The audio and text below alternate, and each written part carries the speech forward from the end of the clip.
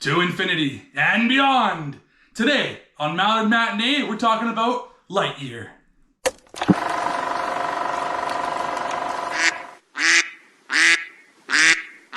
Hey everybody, welcome back to Mallard Matinee. Today we're talking about the 2019 movie, was it? Fuck, I wrote it down somewhere. I think it's 2019.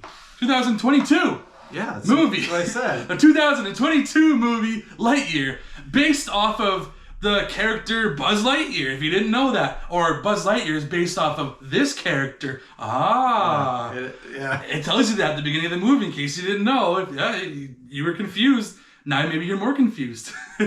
But anyways, before we get too far talking about Lightyear, let's introduce ourselves. I am CountryBoy, and I love Pixar movies through and through. Maybe not all of them so much, but some good ones. You keep saying that now. I know. I'm LewisLightning. I don't know if I'm a super fan like CountryBoy is, but I do enjoy Pixar movies, and this was one that I wanted to see, so I'm glad I finally got around to seeing it. And again, before we get too far into it, I should say that we do have a theme for this month that we will be divulging. I guess it is about space law enforcement or space cops or space police in general. Whatever, going to space. I mean, it could be time travel too. Time travel, it could be also kind of they all works together. Yeah. So we have another movie that's going to be coming out this month, the same sort of theme. So stay tuned for that. Maybe we'll mention it later in the episode. Yeah. But we're not talking about that. Today we're talking about Lightyear.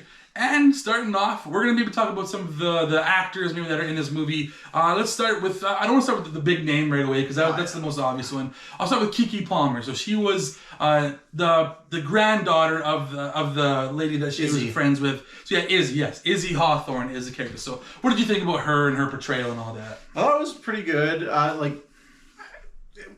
Not great. Like, not over, I wasn't, enthralled with her. But she did a perfectly good job because she's more, supportive. She's not even there in the beginning, right? Like, her character's not there in the beginning. Yeah. So, when she comes in, she's fine, but she is, the little sister character, in a way, that's tagging along on this journey. She's not there. And she's learning the ropes. Like, Buzz is the experienced guy and everything going in.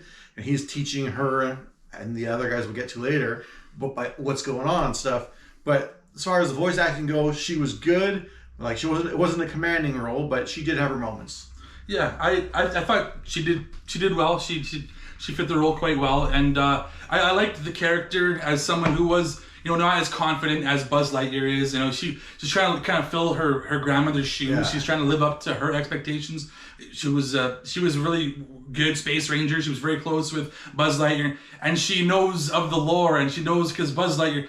Spoiler alert for this movie: there's a lot of time jumping for Buzz Lightyear, and he was really close with her grandmother, and now he's trying to get to know her, and she's not exactly like her grandmother. She can't quite be as good as she was as a space ranger, and I like that kind of dichotomy. Dichotomy. It's kind of funny though that they make her grandmother to be so good and everything. Like, she was the top of her class. I think Buzz is at the academy and all this stuff, but you never see any of that. She's stuck. Aside from the very first mission, she's there helping out, which she's not. Doesn't seem to be the lead. Like, Buzz seems to be the lead more, even there.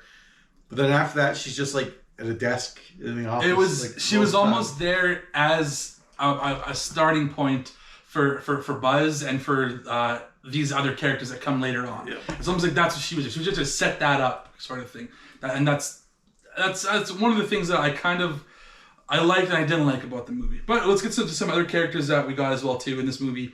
So Taika Waititi was also in this movie. His was Mo Morrison was his character. What did you think about his character? Well, I mean, if you've seen Wasted Opinions, the other channel we're on, you'll probably hear me saying on there that I am not a huge fan of Taika Waititi. I think he can do good, but it's if he's more in control, that it gets worse. I find that's my opinion. He lets loose. I feel like if he's the one running the show, I understand what you're saying. But here he was the third string character in the movie, a background. Yeah, and so he wasn't really that bad to begin with.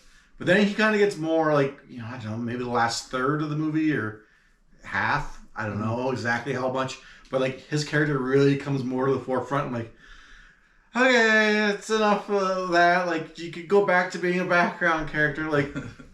but you know, that could just be me. Maybe I'm just, you know, and such a hater of Taika that I got bored of it earlier than someone who maybe isn't that. I'm a little on your side. Like Ragnarok, everybody loves Ragnarok. Him and I are two of the guys that are going to be on the opposite end of the spectrum. We're not big fans of that movie. And Taika Waititi directed it, and that's probably a big reason why we don't care for it so much. But I love Korg. I love his character Korg. I liked IG-11 in The Mandalorian. So again, he can do some really awesome characters. Phone on silent. And I kind of feel like this character was too scripted for him. I felt like it didn't allow Taika Waititi to be himself enough. I would have liked a little more Korg in there. I feel like it wasn't enough of that. I felt like he was just I just felt like he was reading a script, and I didn't feel like it was Taika Waititi. It was almost like it could have been anybody else playing this character for me. I didn't think it was. I didn't feel like it fit him. I also didn't really care a whole lot for the character. Like that too. Honestly, I'm not a huge fan of the whole ragtag group in general. Like the whole Bad News Bears group, where they're like kind of the outskirts. It didn't. I mean, I don't want to get too much into it, but it didn't really feel like they. I don't know. Grew on us, I guess. That's the word. Like, I never really felt any stronger at the end of this journey as the beginning. Like, maybe like 2% more. I would kind of agree with you there. Yeah, like they didn't do enough to make me love them, I guess. They're fun. They're cute, kind of, like, together. I don't know how much I'm getting into the plot, because like I said, we're still talking about the characters. We'll get into the plot, once we talk about all the characters. So we'll jump into another one of the ragtag groups, which is Dale Souls' character, Darby Steele, which is the old lady. Oh, yeah. She's fine. Like, it's just an old lady. Like, you know, you talk about the voice, like, I like her voice and stuff. It's great. But the character itself was just whatever. I think I liked her more than Taika Waititi's character. Yes, I agree with that. I liked her more than Mo. But again, it just didn't feel like here's the character, and there was nothing fleshed out after that. Like, we just got what she was, and that's all she ever was going to be for the movie. I mean, it kind of gave you the idea, like, she's on probation, she can't use guns, and then she gets to use guns, and that was kind of the funny thing. Oh, old lady using guns. That's kind of funny. But I liked her, the voice actor. I thought she did a really good job as the character. But again, I agree, like, the character didn't have much growth. There wasn't much for her to do as much. I don't know. It was almost like they were thrown in. These characters were kind of thrown in there, and they weren't as necessary as I would have liked them to be. I mean, you don't talk about unnecessary. I don't know if you're going to get around to these two, but like the robot that was part of the team, they just left it there. Yeah, Eric or Derek? I think it was Eric, and they put the D on it. It was Derek. Yeah. Like, that, you see him for maybe 5 minutes, and that's it. He was actually the director of the movie, Angus McClone, I believe was his name. That was him that did the voice, so maybe he just wanted to give himself a part. I don't know. I agree, though. He didn't serve any purpose. It was just for, like, that joke that was not even that funny. No. That he was just sitting there talking the whole time. Yeah, it was pretty vanilla. And then the other one that just nothing happens with is that Featheringham Shem, the rookie in the beginning. Yeah. Bill Hader. Yeah. Like, exactly. He was there for a little bit, and like the first 5-10 minutes of the movie disappears. I mean, you see his suit later, but by the time loop or the time thing, he should be dead probably. Yeah, this is how many years in the future? This is decades, like so many decades. Well, it was 40, and then what's her name was dead. The Hawthorne, the older Hawthorne. Yeah. And then they went another 22 after that. Yeah. So 60 years. So he was maybe 27. So he would have been like 80, 90. Yeah. After all that. So it was almost like a thing they set up that had no payoff whatsoever. Yeah. Yeah. I mean, again, I could get into more of the plot, but I don't know if you were talking about those characters, so I figured I'd throw those in. Well, I was going to mention, I did like the old lady again. I didn't care for her character so much. I did like the voice actor, and I do like the actress. I've seen her in Orange is the New Black, and she was one of my favorite characters in that show. Actually, well, she did a great job in that show. A great voice. Same with Bill Hader. I like his voice acting and stuff, but he's just, that character's nothing. Fun fact about Bill Hader: I guess he's the only voice actor that's been in both a Lightyear and a Toy Story movie. In Toy Story 4, he played the Carney. Okay, I haven't seen it. Okay, he's in Toy Story 4. He played Carney that has a bunch of prizes. Maybe we'll watch that sometime. Yeah, maybe. So Bill Hader's actually been in both worlds. So, it's crazy. I mean, there's 2 more characters I think that you probably. I'm going to bring up 2, because there's 2. They're the standouts of the movie. So obviously, I was just saying, I'll bring up Socks, the lovable We're gonna robot leave Socks cat. out? No, I'll bring him up. I'm saying I gotta bring up Socks. That was probably my favorite character of the whole movie is Socks. I mean, I don't know about character, but he was I like the one that I like to watch. Like personality. Voiced by Peter Son. Yeah. Yeah. Like he's like a calm voice all the time, but also like inquisitive and just like I'm missing I don't know how else to describe it. Like calm and to the point.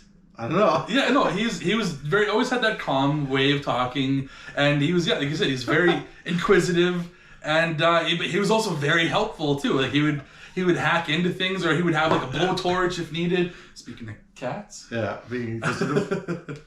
But yeah, I thought and he's hilarious. It's just his deadpan delivery. But I have a note I made. Like I like that he says like beep boop. Like you don't say anything. I know. It's in his voice. It's not like sounds that come from him. He's literally going beep boop beep. I mean, boop. I'm sure there's other things too, but yeah, that was just hilarious. Yeah, no, I think that was probably the best character, or I don't know. It's a character. It's a character. I know. It speaks back to you. You communicate with it, so it counts as a character.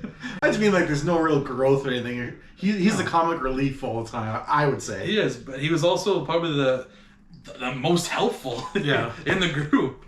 Definitely. And then I'm gonna go Chris Evans. You got to talk about Chris Evans, not Tim Allen. Yeah. The fuck.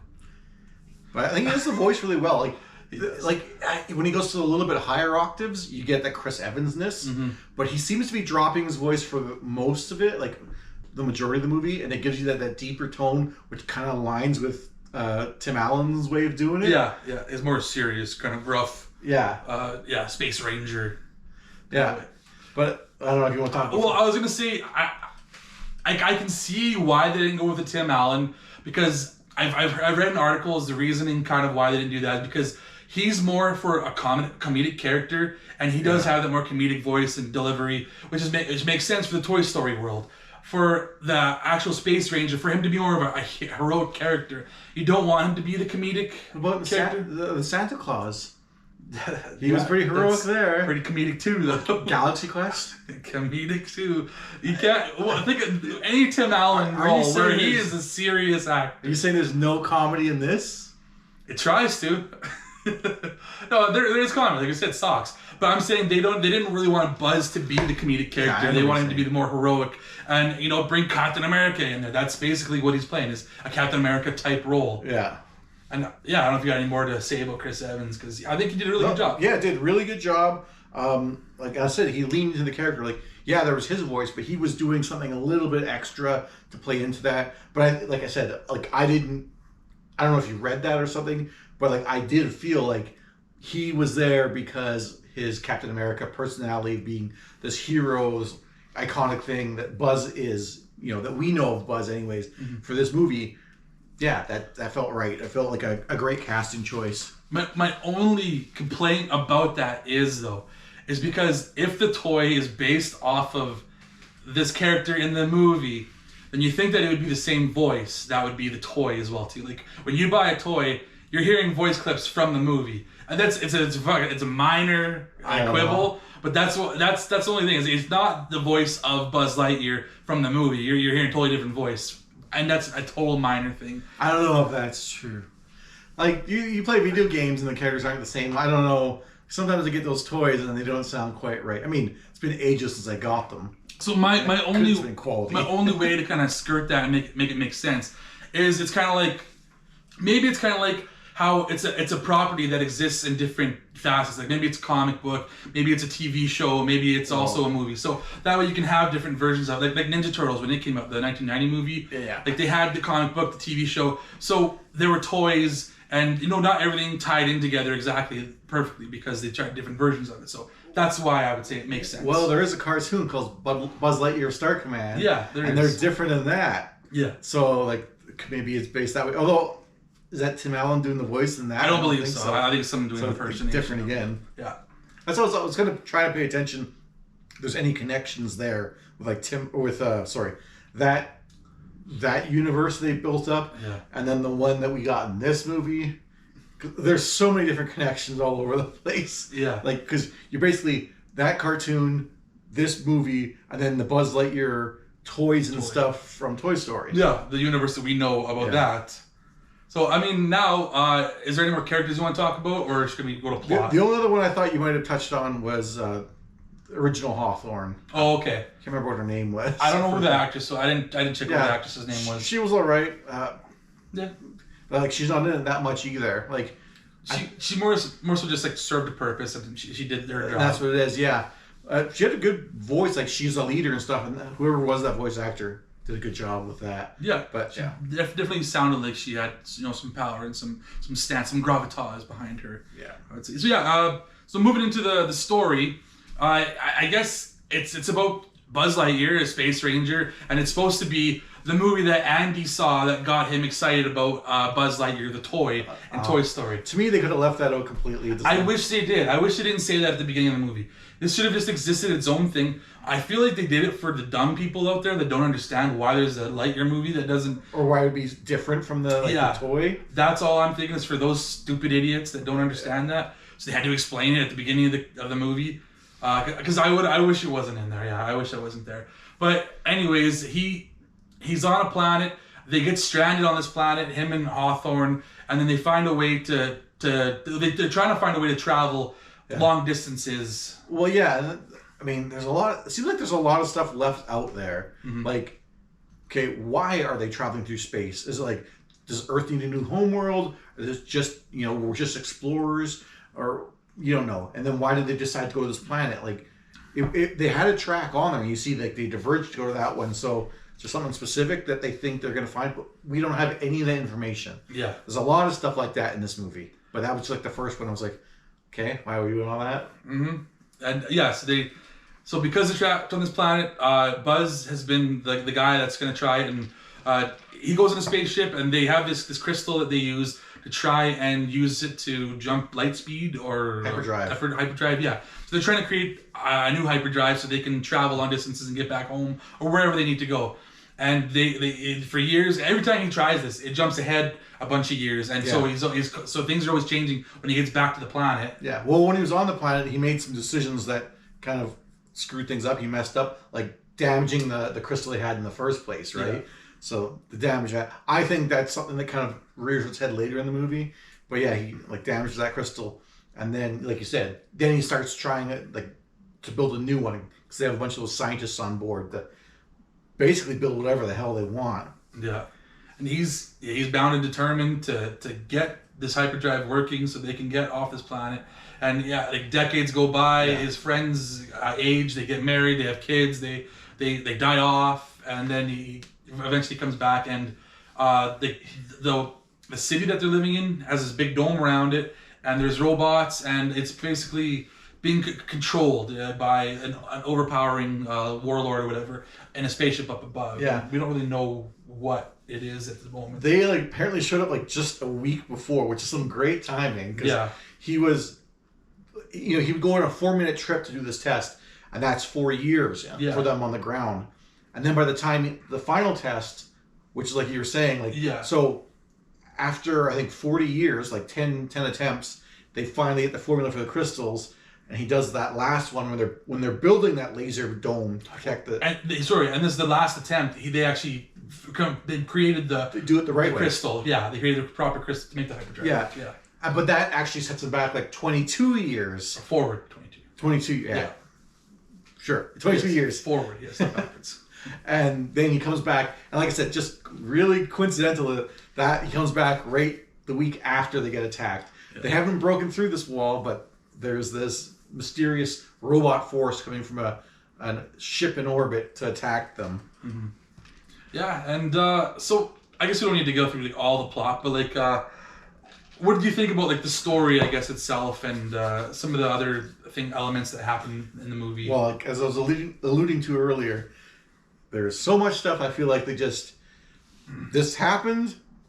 We're not going to explore that or do anything.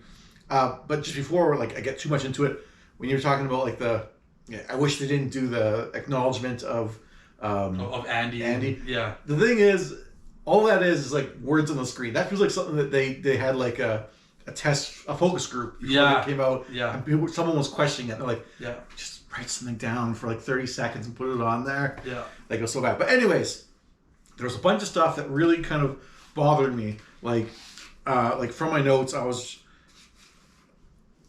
those plants. Like, it's a nightmare planet. Those vines there always grabbing them. These vines come and get them, and like they're trying to drag them away. I don't know if they're eating the people or why it's doing that. You never find out. And like, so he goes on this first trip. That's 4 years. Comes back. I was surprised the plants are still doing that. I know. They haven't figured out a solution to these damn vines. They don't even seem to care. Yeah. So 4 years, and then look, it keeps coming back, and it's always a problem. Even like the almost 100 years he was gone. Yeah. It's still a problem. Yeah. And then that's just it. Like they're fine staying there with these plants. Like, so this planet's a nightmare. There's huge bugs that attack, try and kill you. There's plants here like that are trying to grab you and take you away and like bring the whole ship down. Which suddenly they're not going to the ground anymore to bring stuff down. Yeah. Which is, and like, not explained. That's what I mean. All this stuff is not explained. Is there more to this planet? Like, we only see this one small section of this planet too. Well, the first area was really like verdant. There's a lot of growth and stuff. But then they land in this other area that's like a barren plain, but there's still plants that come there anyways. Yeah. So no idea what this planet is. Yeah. Then there's a dark side of the planet, which they show right at the end, like the final sequence of the movie. There's a dark side of the planet. It's like, oh, so is there not like a day and night cycle here? Or is it so much stuff is not explained, which bothered the hell out of me. I will say, I feel like this could have been like a TV series more than a movie, because they could have, maybe actually set a bunch of this stuff up and actually had answers for a lot of these things. Whereas throwing it all into one movie and a lot of it not having any reasoning for it, I wish they did. I wish they had more explanation for a lot of stuff. I have so much notes in here that are just like, I feel like this movie was maybe a little bit more towards kids. Like, they wouldn't question it. So there's a lot of stuff that I have in here that's like, I'm thinking too much like an adult. I'm like, they have a stealth mode that lasts like 5 seconds, and then that's it. It's like, why wouldn't you have it just last a lot longer? Although that was in the beginning when I wrote that. Maybe it drains a certain amount of power or something. Or then like in the beginning, when the rookies get grabbed, Buzz like pulls out a gun and he shoots 3 shots and then it's out of ammo. Oh. And we saw him come out onto the planet, so it's like he didn't like fire 9 and then the last 3. It was just like, I don't know, what is with this stuff? But again, that's me being an adult questioning this kind of thing too much. I also felt like it was kind of a cop out that, they landed on the planet. Buzz damaged the crystal, got them all marooned on it, and he's like, you know what? Court-martial me. It's like, I'll put me in the brig. It's like, dude, no, that seems like a cop out. You're just gonna sit on the side after you fucked everything up. I'll say this movie. One thing that bugged me is like there's also like a visual filter on it that kind of bugs me. I wish it popped more visually, like the colors. Like I feel like it could look much more visually stand out. I feel like there was always like a bit of like almost like a haze, or like a bit of like everything was kind of like a little darker or dirtier, but it wasn't dirty. It was just the filter on the screen. I feel like it could have popped more. It didn't look very vibrant, the colors anyway. I think it should have more color to it. It's a Lightyear movie. Honestly, I didn't get that, but I did. Bugs me. But I did like talking about how it looks. There's a shot in the very beginning when he like has his helmet on, and you see like kind of his inside the helmet first person view, and you can like see his like transparent reflection inside the helmet. He's looking around like, ooh, that looks really good. Like if you as a real person, like it doesn't look like it's animated. Like that was really well. There's a shot later on when they're falling down where they're coming back into orbit, and like the ship's kind of spiraling out of control, and Buzz grabs onto it, and you get this like really kind of like it's like a real like camera. Like if you ever watched that Red Bull dive, that guy dives and you see like those things, like those cameras kind of going a little bit wildly out of control. That's what it reminded me of. Like, ooh, this looks really realistic. Like for an animated movie like 3D, like that was a really good shot. Most of it is just static shots where it's like they're models on a plane. Yeah. They're doing in the 3D computer animation. But those few shots were like, ooh, there's a lot of moving parts to them, or really intricate, and I like that. I wish there was more. I wish there was more like alien. Actually, I wish there was any alien life. Literally, all you get are these bugs. Yeah. And like the vines, and then there's some robots and stuff that come from the spaceship. Yeah. So there was like no alien life. There was barely any exploration of the universe. It was basically all set on this one planet, and it was just bugs and vine life. That's all it is. I have, like I said, I'm way overthinking this movie. I have like, why did they need Buzz to do this test flight when they have AIs that can fly the thing anyways? Like, why are you putting Buzz out there? Do you really need Buzz out there? Or then when they don't know about the time skip when he does it. And it's like, but you guys... Well, they don't know if it's coming back, maybe. I don't know, because he disappears. But he did the time skip, and he's like kind of at a loss of like how... he's like, the guy has a beard now. He's like, ooh, when did you grow a beard or whatever? He, like Buzz didn't know about the time, and it has to be explained to him. It's like, but you guys had the crystal on the ship that you were flying at the beginning of the movie. How would you not fucking know what this stuff does? I don't know if it was used as this purpose, though, the way it's... I don't know. But yeah, like I'm just going through like my notes. I have a couple pages, but like in order of all these things that came up to me. So I mean, like I kind of explained earlier about how I think there's different versions of Buzz. Like there's a toy, there's maybe a TV show, comic book. So there can be that. So I know one thing that was bugging me before I thought of that was like how things don't really look like the way they're supposed to look for the toy. Like Zurg.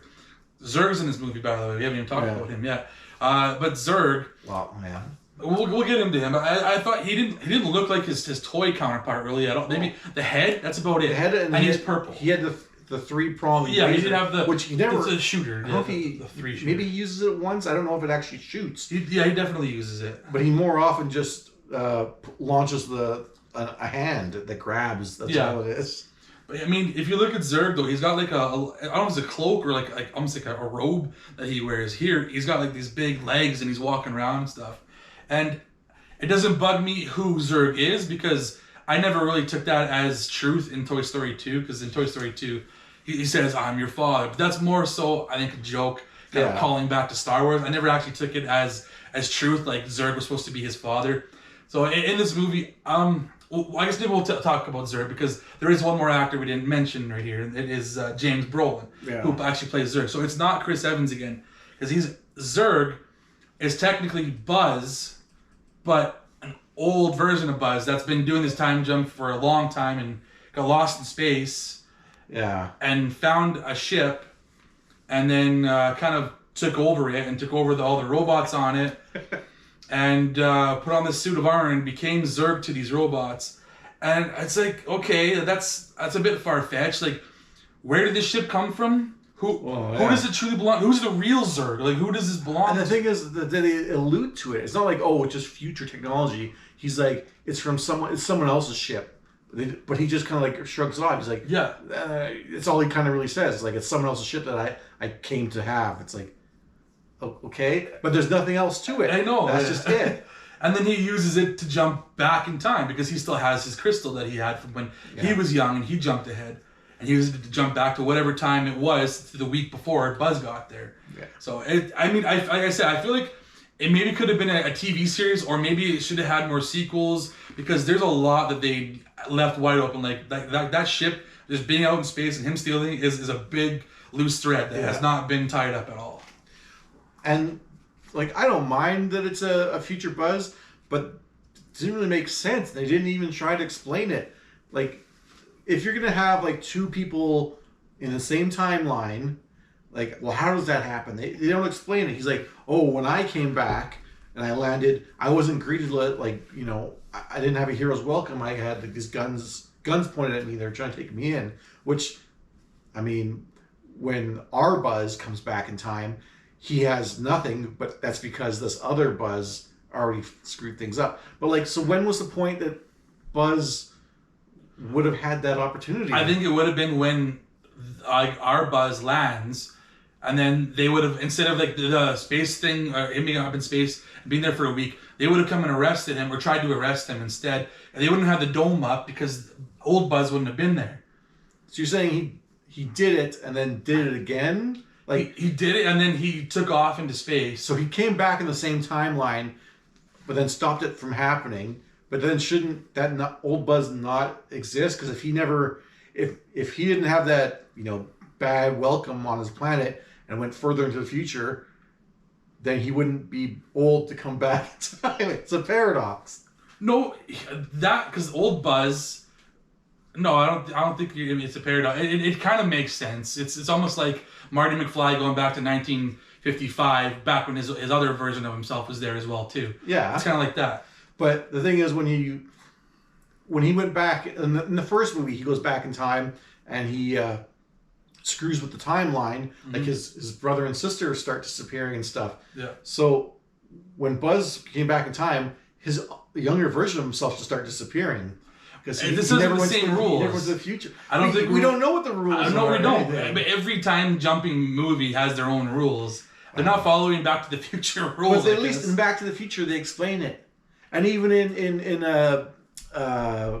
Avengers Endgame, yeah, they kind of explain it. I mean, they go against their own rules, but they attempt to. There is no attempt here. They just said, "Oh, when I came there, it's like, how did that happen?" It did to me. So technically, it's him coming back to himself, or how many years it was, 60 some years or whatever it was. Just him instead. He's kind of impeding on his own arrival of that time. Yeah. That's what it is. One thing I thought was kind of funny that I noted was like Chris Evans does the voice of Buzz, and you know he's Captain America, who's also a man out of time. Yeah, it was like, well, that's kind of funny. Like these two characters are men out of time. So someone else, like, in one of the reviews that I might have later, is someone else kind of made that connection. They said, I could just find right here because it's written better than what I could even say right here.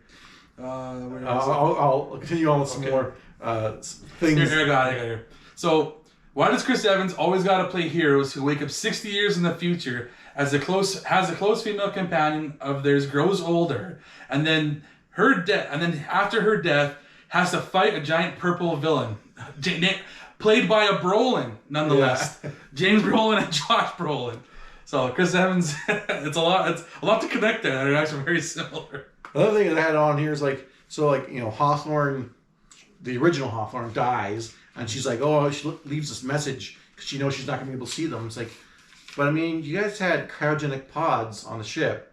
Couldn't you just frozen yourself for? And I'm assuming it wasn't that long of a time. Well, no, because Izzy was young, but that was just recording.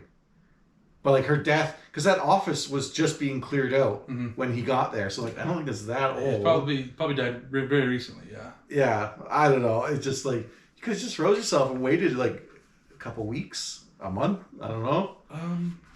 So I got some things that were kind of neat. I don't know if you noticed anything that were kind of neat, like Izzy's suit. Did you notice what number it was on her suit? No. Number 42, which I'm assuming is a reference to Hitchhiker's Guide to the Galaxy, the ultimate question. Oh, okay. I'm assuming that's what it is. That's anytime I see 42 in something, I always think that. I don't know if it's what it's. I get the reference and stuff, but I wouldn't have put that together. Oh, that was my guess. And there's at one point in the movie. They showed some oxygen canisters. Did you notice what they looked like? I don't remember the oxygen canisters. They were big yellow oxygen canisters. They looked like they were literally from Monsters Inc. It's like the Scream canisters. Okay. I wouldn't even know what scene. It was like I think it was him talking to Izzy or not. Probably the older Hawthorne in in a room, and they were just kind of in the background. Okay. No, like I said, I don't remember that. The suits. There was the. What was it? Darby's suit was Thera or Therma or something like that. I was like, what's that a reference to? Because that feathering sham had the rookie suit went to Mo, but we never saw this Thera or whatever the name was for Darby's suit. And who the hell was that? I thought is there anything important about that? There's nothing for that. Probably someone on the team that worked on the movie. Well, I was that's what I was thinking. What were the name of those characters in that Buzz Lightyear Star Command cartoon? I don't know. Any of those? Izzy seems like a familiar name. But... I kind of wish they went a little more in the cartoon direction because there was a lot more exploration and more creature centric, and this one was a lot more grounded in one location. So I didn't speaking of being grounded in one location, I really 40 years on the planet, and their big breakthrough was just to make a laser shield and sit there. Yeah, I was like, that was we're gonna stay. Yeah, seems terrible. Like I said, it's a nightmare planet. I don't know why you want to live there. Exactly. And then why they had to decommission the socks? Like when Buzz comes back, like, oh yeah, the program's done, so we're decommissioning the cats. Like, why? Like, unless you really need the parts or something, but like, costs too much to upgrade it. It was supposed to be to help Buzz with his mental issues or whatever. Yeah. And if he was going to still be there, like, they weren't getting rid of Buzz, obviously. So like, why wouldn't you keep mental health services for this person in your base? And the fact that after Buzz tries to run away and stuff, like, clearly he's going back to the launch, and they don't go there. They don't have no idea where he went. Like, you guys should have beaten him there or have the security amped up by the time he gets there. Yeah. That was just really stupid. Very light. I don't know if there's any more of the plot that you want to talk about or any more of the characters. I don't know. It's just, like I said, there's lots of little things I have in here that just bug me. Like, the formula that Socks came that makes the hyperdrive thing. Yeah. The computer gets smashed. And they're like, oh no, that was the only formula. It's like, but you're a computer. Yeah. You remember things. Socks, you just did this. You have the memory of Hawthorne in your head, which we didn't even know about. Yeah. That is like, oh, like after he gets banged on the floor, he reboots, which that doesn't really mean anything, but it just brings up this memory, which we didn't even know existed. Yeah. Like they never said before that it was a corrupted file. But yeah, it was just like, okay, why wouldn't you remember that? Or I thought that too. I was like, it's strange that he wouldn't just remember it. It shouldn't be on the computer. I did think that it was going to be Burnside as Zurg at first. I thought like he was going to use that to keep them all in the dome, like more people wanted to leave. Because when we come back to the planet, like I thought, okay, Izzy and her crew were rebels, is what I thought. We were rebelling against that idea.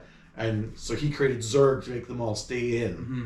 But I'll say, like, I'm not disappointed with the reveal that it's himself from the future. I just am disappointed in the fact that the spaceship came the fuck out of nowheres, and there's no follow up to it whatsoever. That's the only thing that bugs me about Zurg. I like that they use kilometers. They specifically mentioned kilometers at one point. Like, yeah, fuck you. Yeah, because in space, it makes more sense, you know. That stupid pen thing. Oh yeah. Like, I knew it was going to pay off, and I'm like, yeah, the payoff wasn't even that good. No, it was, and tried to make it like this big moment. He's like, the pen! It's like, okay, just give it to her. Yeah, and then like, that like, he screwed up so many times, his character, and like, that's the one thing he does, like, didn't feel like redemption to me. Like, no. He still feels like a total loser. Yeah.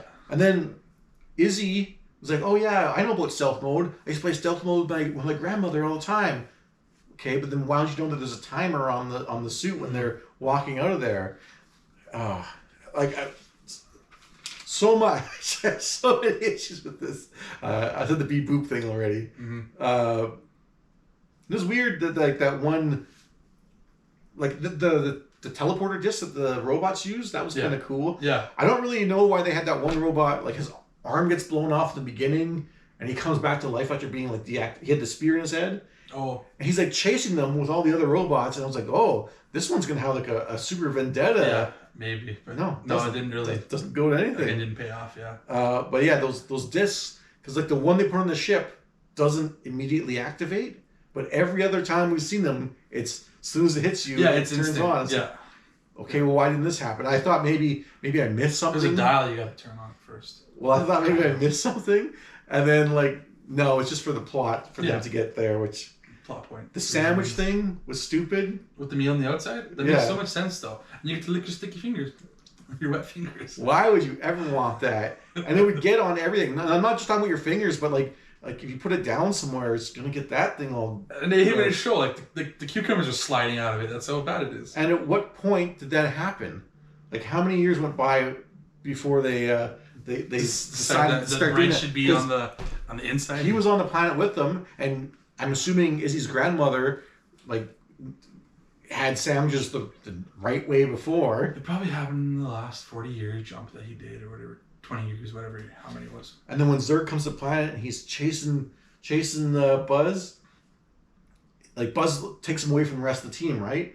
And he runs like in the opposite direction of him, But yet when Zurg finally gets him pinned down, from ahead of him comes a shot that Izzy and her team somehow got ahead of them. Yeah. And shot back. Like, what did you think about the plot about Buzz, his redemption, or his story arc? Anyways, like, he's kind of always like trying to do things himself. He feels like he's determined. He has to do this. Like, I'm the one. Don't worry, guys. I got this, sort of thing. Yeah. And then he realizes maybe he has to do things as a team. He has to rely on other people. He can't do things by himself. Because there was another thing, I'm sure, like, that was one of them. I thought, is this what the plot, like, the big moral of this is that he's got to learn to accept help, that it's okay to fail as long as you, like, acknowledge, like, get back up and do so. Like, you can't even say acknowledge it, because half the time, oh, this guy screwed up, they don't really care. Mm-hmm. But, like, for Buzz to actually accept help, like, that seemed like the overall message. At least that was his, I'd say, plot or story development. It kind of works. Story arc. Kind of, but I mean, usually he's right. That's the thing. No, I know. Which makes it harder to sell. Like, yeah, I guess, but I mean, Buzz was still in the right, like 75% of the time. And it's kind of funny because I wrote a comment in my notes here. Buzz in this movie, I feel like him when I'm playing baseball, and I have some people on my team that I feel like I can't rely on so wholeheartedly. And I'm not saying any names, but I feel like it's up to me. I gotta do everything. I'm the one that has to do all the work. Everybody, you just stay back, just get out of my way, basically. But that's not how a team works, and it works better as a team if you trust people, if you let them do things, even if you feel like you are the one that has to do all the work. And that's how I felt. There was another thing that, like, story element is, like, Izzy the whole time, well, once we meet her, that she really seems positive. She's really positive, even though she knows her team is a bunch of, like, rookies. Yeah. But she always tries to make the best of it, and, you know, oh, good shot, Mo, when he like shoots like 4 times and he misses. Yeah. He's getting closer, and she's always positive. And then suddenly when she's like, well, the space thing, she's afraid of space. I think it's up there, but she's like, oh, I'm not like my grandmother. I'm such a failure. I'm like, this comes right out of the blue, because she's never acknowledges that she's a failure, despite all the. No, when it's on the dark side of the planet when Buzz gets taken because she ejected the power cord of the ship, and then she's like, oh, I'm such a failure. This is all my fault. It's like, you screwed up like a dozen times already. Yeah, so I can get that though. I can see that. But it just came out of nowhere, and that's the thing. Almost everything in this movie immediately resolves itself. Yeah. Yeah, sure. There's never like overarching, long-staying. Yeah, the one thing you could say is maybe like Buzz not accepting help, but it usually works out for him for the further we go along. Other things, like when at the very end, Zurg's ship self-destructs, and then he's like fighting Buzz as they're free falling through space, trying to get this core, and it's like, okay, but even if he gets the core, he doesn't have the ship, and he needs that special ship to go back in time. So, like, what does it matter? He's gonna get the core, and he'd have to create another way to go back in time. He'd have to come to Earth that planet, and take over. Yeah. Having like, I didn't think Mo's character paid off. I already said that. Yeah. Yeah, and the final launch, when they were launching to space again, that's a nice shot. I said as well. But yeah, that was. But yeah, when he like picks his team at the end, like, oh yeah, I'm gonna take my team's like, really? I don't think they really earned that. I felt like wow. Yeah, just because you worked with them this one time because you had no choice doesn't mean that they're the people you would want. And it really felt. I felt like there was a wrong message when they said, like, we're not going to try to go home anymore. Like, even Buzz was like, we're not going to go home anymore. We're going to stay on this planet. We're going to live here. It's like, so you abandoned your mission and everything to stay on this terrible fucking planet. Mm-hmm.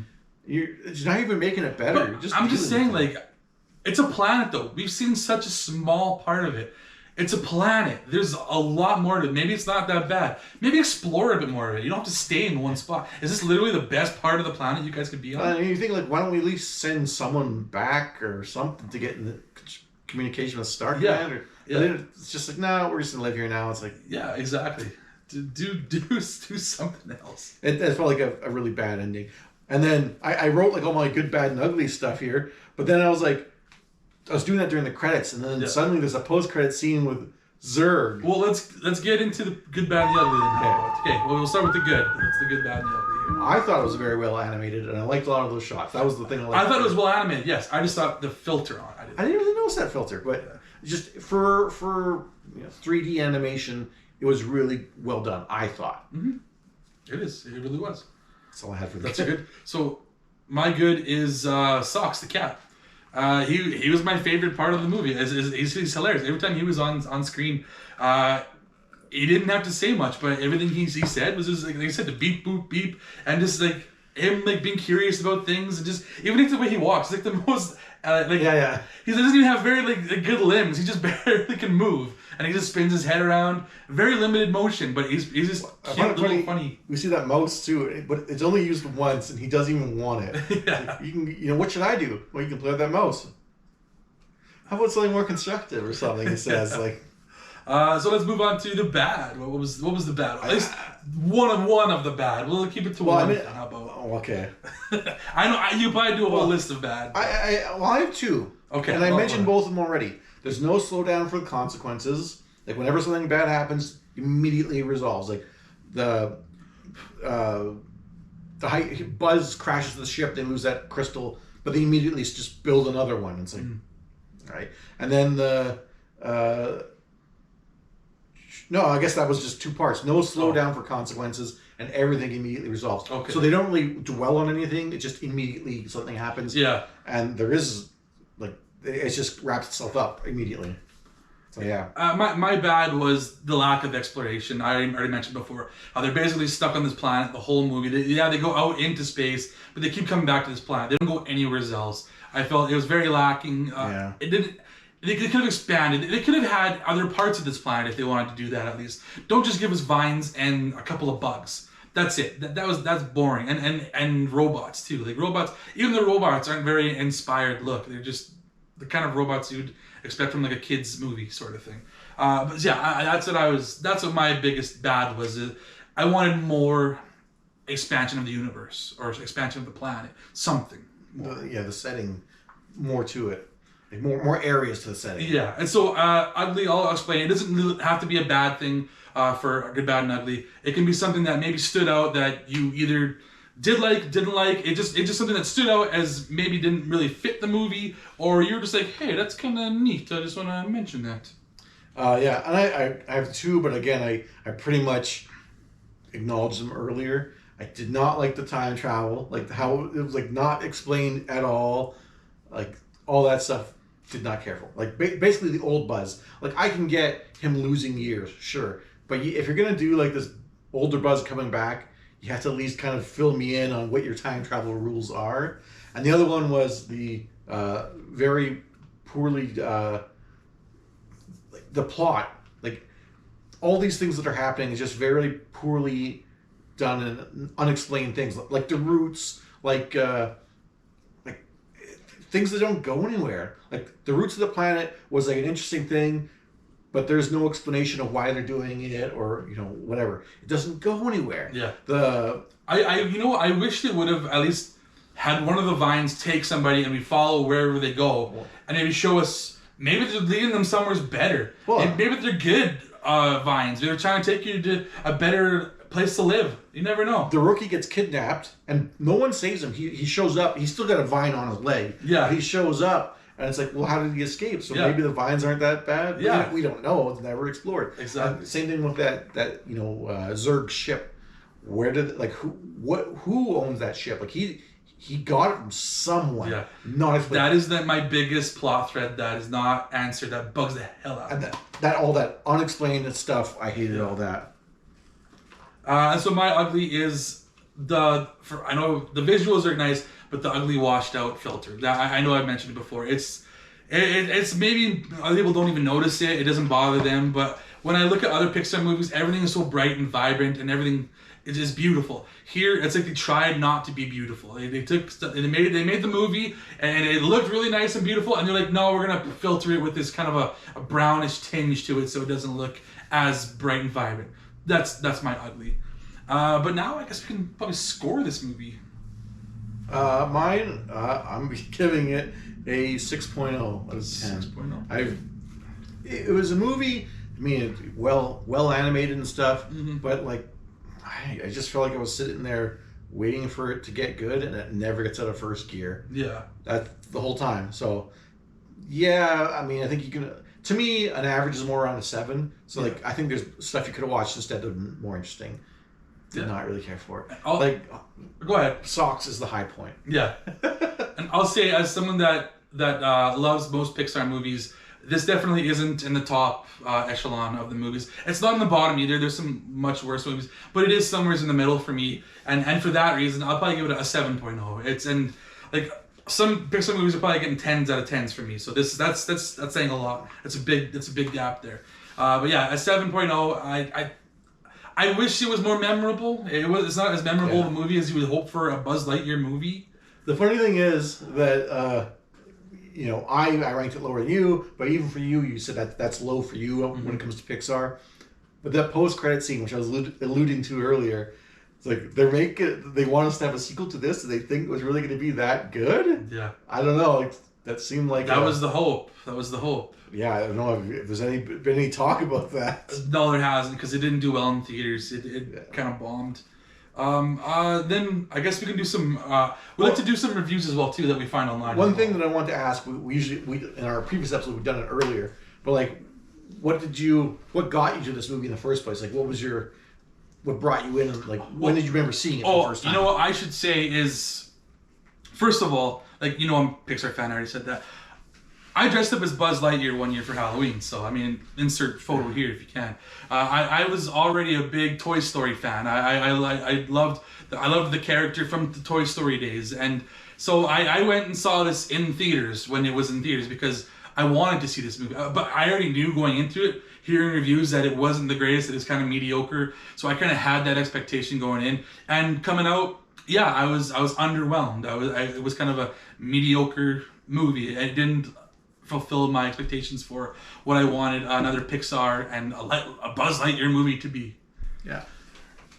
So I saw the trailers and stuff, and I was like, ooh, I like the concept of like the Buzz. Well, I should say I thought that it was like he was supposed to be like a real person, like an astronaut, and then they embellished the story is what I thought with this movie. Yeah. So I thought, oh, okay, this is an interesting concept. But I never watched it when it came out. I only watched it for the first time. Yeah, just recently. Yeah. Like a day ago, 2 days ago. Yeah. So that was my first experience with it, and it's like it's not with other movies we might talk about that I have so much experience with them that I could become jaded on it, or maybe I like it more. But this is it. First time, my first excitement, and that level was.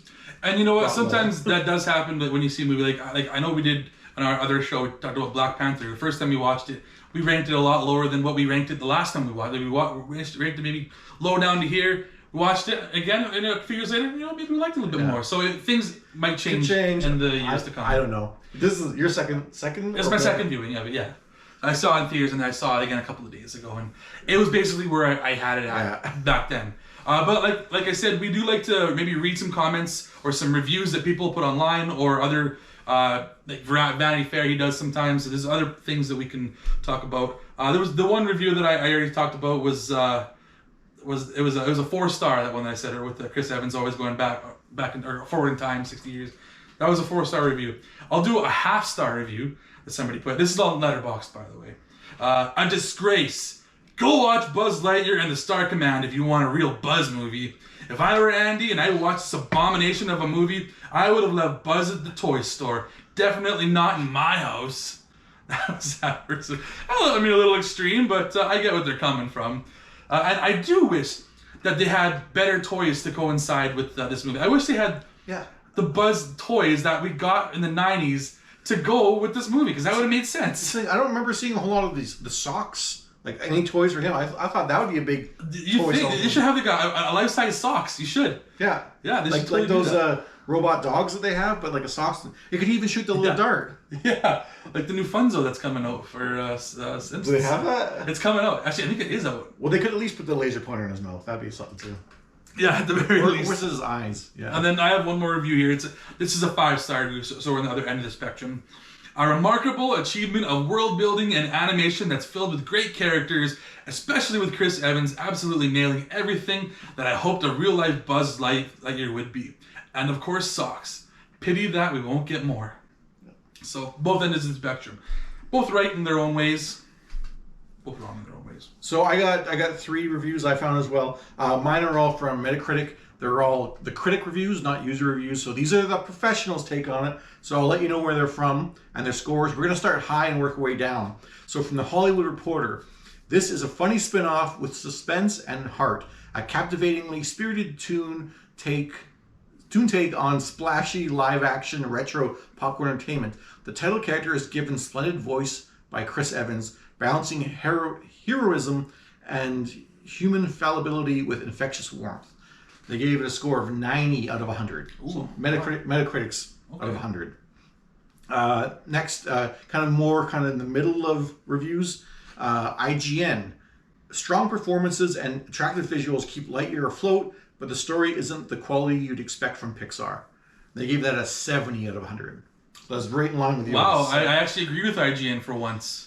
And then the BBC. The story is thin, repetitive, and almost entirely dependent on the heroes being clumsy. Score of 40 out of 100. So yeah, I picked the ones that I thought kind of rang true in a lot of ways, or at least that they had. I could understand what they're saying. So like the BBC, like definitely those they're clumsy. Yeah, all the time. Like everything's an accident that happens in this movie. Yeah, I know. I wish there wasn't so much of that, like, oops, accidental comedy bullshit that happens in it, but it is. Kids love that stuff. Maybe that's what they were going for. I think I'm too old for that audience anyways. So I don't know. I know you mentioned about one of the post-credit scenes, but this is just a fun fact that I found out online. So one of the post-credit scenes, you kind of see like the general dude who was all excited about the big laser shield. He laughs because a bug flies into the laser shield. So on his shelf, there's actually a couple of items there that were kind of cool. I noticed one of them. One of them was actually like a statue of the aliens from the Toy Story movies. Oh, yeah. So there was actually one of them on a statue. It's very small in the corner, but you can notice it. And then one of the other ones is also a callback to another franchise, the WALL-E franchise. It was a statue of Bernie. He had his own like animated short of... It coincides with the WALL-E movie. He's a little robot dude, and so yeah, there's a statue of him on there too. I thought that's kind of cool that they. So it's like they're the same universe, I guess. WALL-E and Lightyear. I thought that was like that scene. I was like, oh, that was unimpressive, but I didn't notice those. It was a very throwaway moment, but yeah, I thought that was cool there. I was looking for the aliens, like, I wonder if those aliens will be in the Buzz Lightyear movie. But as far as I know, in the Toy Story, that they're just totally different toys. I think they've kind of retconned it so that they are from the same. I don't think they were meant to be in the very first Toy Story movie, but I wasn't sure. I think I'm seeing that. I would assume they are now. When I didn't notice that, but when I didn't see them, I'm like, okay, they're definitely saying they're not related. Yeah. But if they were on the shelf, then maybe I'm wrong. Yeah. But it's a toy for them too, so who knows? Yeah, exactly.